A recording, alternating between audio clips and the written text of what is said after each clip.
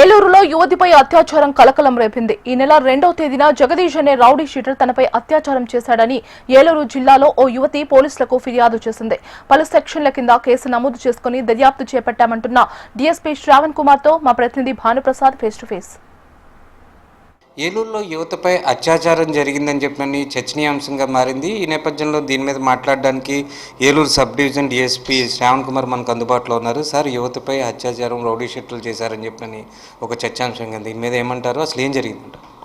2వ తారీఖు నాడు 2000 పోలీస్ స్టేషన్ పరిధిలో చౌడుదెబ్బ ఏరియాలో ఒక యువతి పోలీస్ స్టేషన్ దగ్గరకు వచ్చి రిపోర్ట్ ఇవ్వడం జరిగింది. తనపైన జగదీష్ అని తర్వాత అనే వ్యక్తి నా మీద అత్యాచారం చేశాడని ఇచ్చిన రిపోర్ట్ పైన కేసు రిజిస్టర్ చేయడం జరిగింది. దాని ప్రకారం దర్యాప్తు చేశాం. దర్యాప్తులో భాగంగా ఈ జగదీష్ అనేవాడు మన 2000 పోలీస్ స్టేషన్లో సస్పెక్ట్ షీట్ హోల్డరు. ఇతను పైన పలు దొంగతనాల కేసులు ఉన్నాయి. ఇతను దొంగతనాల్లో భాగంగా తాడేపల్లిగూడెం కోర్టుకు రావడం జరిగింది. కోర్టుకు వచ్చి అతను గతంలో అతను దొంగతనాల్లో సహకరించినటువంటి ఒక లేడీ ఉంది, ఆ లేడీ ఇంటికి రావడం జరిగింది. ఆ లేడీ ఇంట్లో ఏదైతే ఇప్పుడు బాధితురాలు ఉందో ఆ బాధితురాలు ఉండటం, ఆ లేడీ దాకా వాళ్ళ కూతురు ఇతను ఎప్పట్లానే ఇది చేయటం జరిగింది. ఆ అమ్మాయితో మిస్బిహేవ్ చేసి ఆ అమ్మాయి ఇష్టానికి వ్యతిరేకంగా ఆ అమ్మాయిని బలవంతం చేసిందని రిపోర్ట్ మీద కేసు రిజిస్ట్రేషన్ జరిగింది.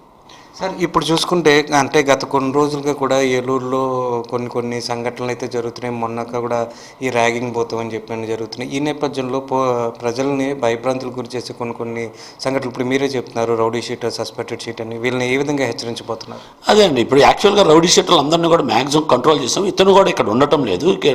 గత 6 నెలల నుంచి కూడా ఇతను మంగళగిరిలో ఫ్యామిలీతో నివాసం ఉంటూ అక్కడ షీటు మన ఆర్టీసీలో హైర్ బస్సులకి ఇతను డ్రైవర్గా వెళ్తున్నాడు. ఇతను ఎప్పటికప్పుడు కూడా ప్రతి నెల కూడా అబ్జర్వ్ చేయడం జరుగుతూ ఉంది. అయితే ఇతను తాడేపల్లిగూడెంలో ఉన్న కోర్టుకు రావటం, వచ్చి ఇతను గతంలో ఇతనికి పరిచయం ఉన్నటువంటి లేడీ దగ్గరికి వెళ్ళడంతో ఈ సంఘటన జరిగింది. దీనిపైన కూడా పూర్తి స్థాయి దర్యాప్తు చేస్తున్నాం.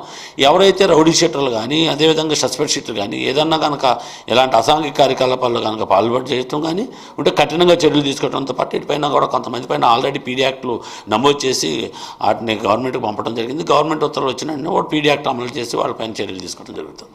సార్, ఇప్పుడు చివరిగా చూసుకుంటే యువత ఎప్పుడైతే 2వ తారీఖున కేసు పెట్టిందని అంటున్నారు, ఎటువంటి కేసులు నమోదు చేశారు? ఎవరైతే వ్యక్తి ఎవరైతే ఉన్నాడో అతని మీద ఎటువంటి కేసులు నమోదు చేశారు? అదే ఇప్పుడు ఎవరైతే బాధితురాలు తనకి ఇష్టానికి వ్యతిరేకంగా అతను ఆమె పైన అఘాయిత్యం చేశాడో దానికి అఘాయిత్యం కింద రేప్ కేసు పెట్టడం జరిగింది. అదేవిధంగా ఆమెను నిర్బంధించి కొట్టారని చెప్పారు. నిర్బంధించి కొట్టినందుకు సెక్షన్ పెట్టాము. అదేవిధంగా అమ్మాయి SC ST అత్యాచారాల నిరోధక చట్టం కింద కూడా పరిధిలోకి వస్తుంది కాబట్టి ఆ కేసు కూడా నమోదు చేసేసి SP గారి ఉత్తర్వుల మేరకు DSP స్థాయి అధికారులు దీనిపైన దర్యాప్తు చేస్తారు.